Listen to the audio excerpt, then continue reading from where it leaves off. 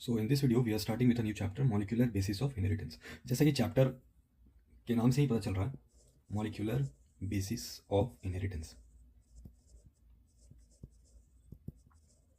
इस चैप्टर का नाम जो है उसको अगर हम लोग ध्यान से देखें तो ये बेसिकली इस बारे में बात कर रहा है कि इनहेरिटेंस यानी कि कैरेक्टर का जो ट्रांसफर हुआ एक जनरेशन से दूसरे जनरेशन में, उसमें कौन सा मॉलिक्यूल पार्टिसिपेट कर रहा है। तो बेसिकली यहाँ पे जेनेटिक मटेरियल का बात हो रहा है, और जेनेटिक मटेरियल के रूप में जो मॉलिक्यूल एक जनरेशन से दूसरे जनरेशन में पास होता है वो है डीएनए।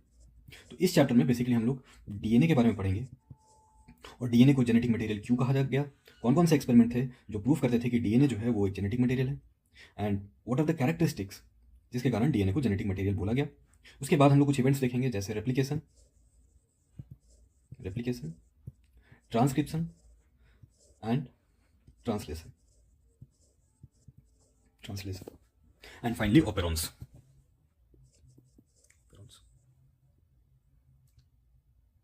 तो सबसे पहले हम लोग बात करेंगे कि डीएनए को अगर जेनेटिक मटेरियल कंसीडर किया गया या कहा गया या डीएनए जेनेटिक मटेरियल है तो what are the characteristics that DNA possess, और किसी भी जेनेटिक मटेरियल किसी भी मॉलिक्यूल को जेनेटिक मटेरियल कहने के लिए कंसीडर करने के लिए उसमें कौन कौन से कैरेक्टरिस्टिक्स होने चाहिए। तो पहला चीज है characteristics of a genetic material. The first characteristics a genetic material should possess or must possess that it should be able to replicate itself. दूसरा कैरेक्टरिस्टिक, अगर जेनेटिक मटेरियल में स्टेबल म्यूटेशन हो रहा हो, म्यूटेशन क्या होता है, सडन चेंज जो होता है डीएनए में, उसको हम लोग म्यूटेशन बोलते हैं। तो अगर म्यूटेशन हो रहा है तो कैसा होना चाहिए, स्टेबल म्यूटेशन होना चाहिए, और ये जो स्टेबल म्यूटेशन है या म्यूटेशन जो हो रहा है वो इनहेरिटेबल होना चाहिए, मतलब एक जनरेशन से दूसरे जनरेशन में पास होना चाहिए। The third one, it should be able to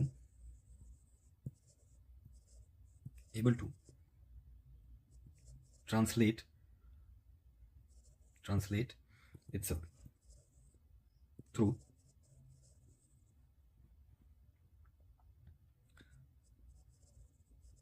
transcription.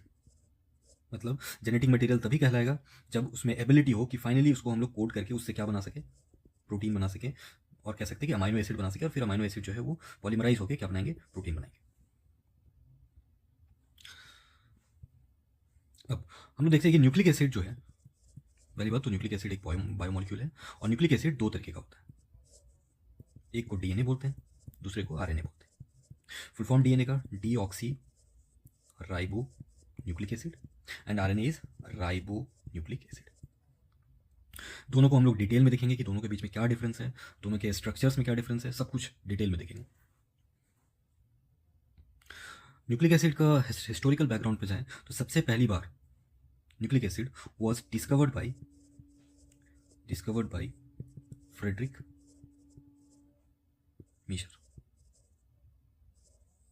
इन 1869, और वो डिस्कवर किस चीज में करता है, तो इन द पस सेल्स। जब वो फ्रेडरिक मिशर न्यूक्लिक एसिड को डिस्कवर करता है उस वक्त उसका नाम वो न्यूक्लिन रखता है, न्यूक्लिन। और बेसिकली न्यूक्लिन जो है वो एक एसिडिक मॉलिक्यूल के लिए नाम दिया गया है, और जो एसिडिक कैरेक्टर था वो किसके कारण था, डीएनए के कारण था, due to presence of DNA. Later in 1889 the term nucleic acid was given or coined by Altman। तो ये कुछ हिस्टोरिकल बैकग्राउंड है, हिस्टोरिकल फैक्ट्स था न्यूक्लिक एसिड के बारे में। न्यूक्लिक एसिड को डिस्कवर फ्रेडरिक मेसर करता है 1869 में इन द पस सेल्स। उसका नाम वो न्यूक्लिन रखता है, और जिसमें एसिडिक कैरेक्टर डीएनए के कारण होता है। Later in 1889 20 years later the term nucleic acid, जो टर्म न्यूक्लिक एसिड है वो किसके द्वारा दिया जाता है, एल्टमैन। अब अगर न्यूक्लिक एसिड का स्ट्रक्चर के बारे में जाने, न्यूक्लिक एसिड एक्चुअली पॉलीमर है किसका, न्यूक्लियोटाइड्स का। समझते हैं इसको अच्छे से, न्यूक्लियोटाइड है क्या। जैसे अमाइनो एसिड, बहुत सारा अमाइनो एसिड्स को मिलाते हैं हम लोग तो एक पॉलीपेप्टाइड चेन बन जाएगा, और एक बड़ा पॉलीपेप्टाइड चेन जो है वो प्रोटीन कहलाता है। तो प्रोटीन जो है वो पॉलीमर हो गया किसका, अमाइनो एसिड का। बहुत सारा यूनिट अमाइनो एसिड का मिल रहा है तो प्रोटीन बन जा रहा है। तो दो वर्ड है यहाँ पे, एक है पॉलीमर और दूसरा है मोनोमर। मर वर्ड आया है यूनिट के लिए, और मोनो का मतलब है सिंगल, यहाँ पे पॉली का मतलब मेनी, मर मतलब यूनिट। सिंगल यूनिट है जैसे अमाइनो एसिड, ये एक सिंगल यूनिट है, बहुत सारा मिला दिए तो बन जाएगा प्रोटीन। तो बेसिकली अमाइनो एसिड का पॉलीमर जो है वो प्रोटीन है, और प्रोटीन का मोनोमर जो है वो है अमाइनो एसिड। उसी तरीके से न्यूक्लिक एसिड में न्यूक्लियोटाइड जो है वो एक मोनोमर है, सिंगल यूनिट है, मतलब न्यूक्लिक एसिड का सिंगल यूनिट को हम लोग बोलेंगे न्यूक्लियोटाइड, और बहुत सारा न्यूक्लियोटाइड को मिला देंगे तो बन जाएगा न्यूक्लिक एसिड। अब हम लोग सबसे पहले न्यूक्लियोटाइड का स्ट्रक्चर को समझ लेते हैं कि न्यूक्लियोटाइड होता क्या है।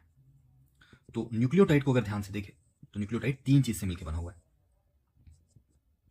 The first one is pentose sugar. ये पेंटोज का मतलब होता है 5 कार्बन, 5 कार्बन शुगर है।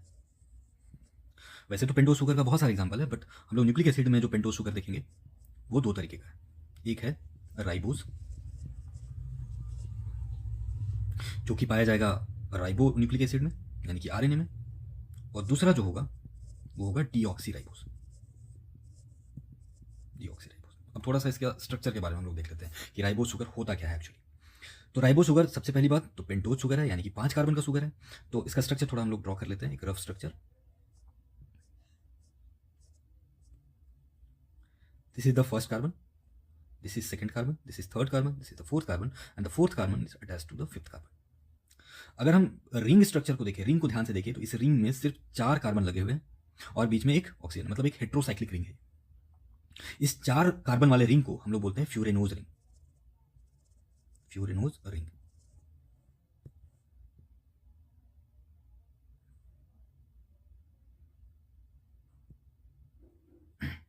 फ्यूरेनोज रिंग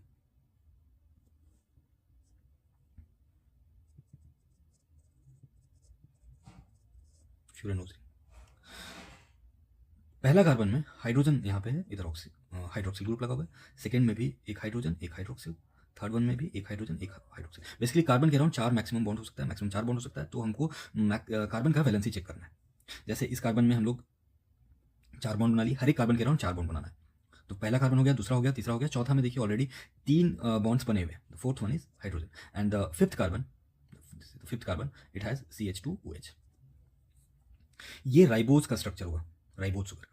अब उसी तरीके से हम लोग डीऑक्सी राइबोज शुगर जो है, जो कि किस में पाया जाता है, डीएनए में पाया जाता है, और ये राइबोज किस में पाया जाता है, आरएनए में पाया जाता है।